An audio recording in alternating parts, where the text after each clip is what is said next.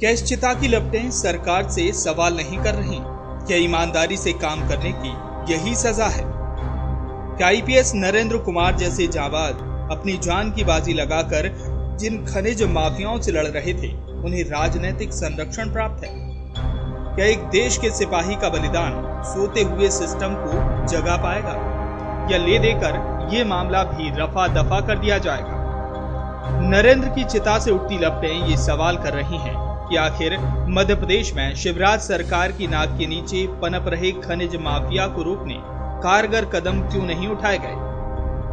नरेंद्र कुमार के शहीद होने के बाद भले ही सरकार के मुखिया कड़े कदम उठाने की बात कह रहे हों, लेकिन अब तक हुई देरी के लिए आखिर जिम्मेदार कौन है? जब बेलगाम खनिज माफिया अफसरों की जान लेने पर उतारू हो गए, तब नेता जागे भी तो क्या फायदा? सवाल सरकार की मंशा पर विपक्ष भी उठा रहा है। खनिज माफिया के मकर जाल का सवाल विधानसभा में भी गूंजा, लेकिन फलसफा वही ढाक के तीन पात रहा। अगर मध्य प्रदेश में खनिज संपदा के दोहन की बात की जाए तो कई जिले माफिया के गढ़ हैं, जहां अब तक कोई कार्रवाई नहीं हुई। कई भाजपा नेताओं पर इन्हें संरक्षण देने के आरोप भी लगे, लेकिन विपक्ष की आवाज को इल्जामों से दबा दिया गया। नेता प्रतिपक्ष अजय सिंह पर भी यह आरोप लगा कि वो खदानों की लीज पाने मंत्री पर दबाव बनाने पहुंचे थे, लेकिन इसी सब के बीच मुरैना में पदस्थ आईपीएस नरेंद्र कुमार को ट्रैक्टर के नीचे दबाकर मार डाला।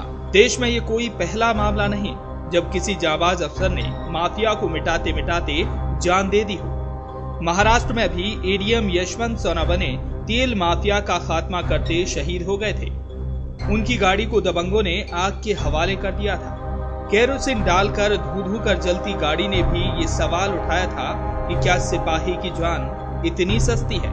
समय ने सवाल दोहराया है। ये दो तस्वीरें भले ही देश के दो अलग अलग हिस्सों की हैं, पर दोनों के पीछे सवाल कानून व्यवस्था पर खड़े हो रहे हैं। मध्य प्रदेश को यूं भी बढ़ते अपराधों का तमगा मिल चुका है, पर ऐसे में मध्य प्रदेश के गृह मंत्री उमाशंकर गुप्ता आईपीएस नरेंद्र कुमार की हत्या को हादसा बताने पर तुले हैं। भले ही चंबल रेंज के आईजी देव प्रकाश का साफ कहना हो कि मामला हत्या का दर्ज हुआ है, पर क्या शीर्ष पदों पर बैठे नेताओं और अधिकारियों को मैदानी अफसरों का बलिदान जगा पाएगा? नरेंद्र की हत्या के बाद उनके पिता केशव ने इसे षड्यंत्र करार देकर सरकार की मुश्किल और बढ़ा दी है।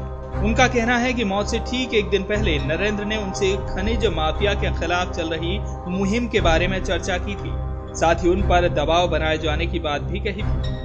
मुश्किल में फंसी सरकार के मुखिया ने न्यायिक जांच और कड़ी कार्रवाई की बात कही है, पर चिता के धधकते शूलों की सच्चाई कहीं ठंडे बस्ते में न चली जाए।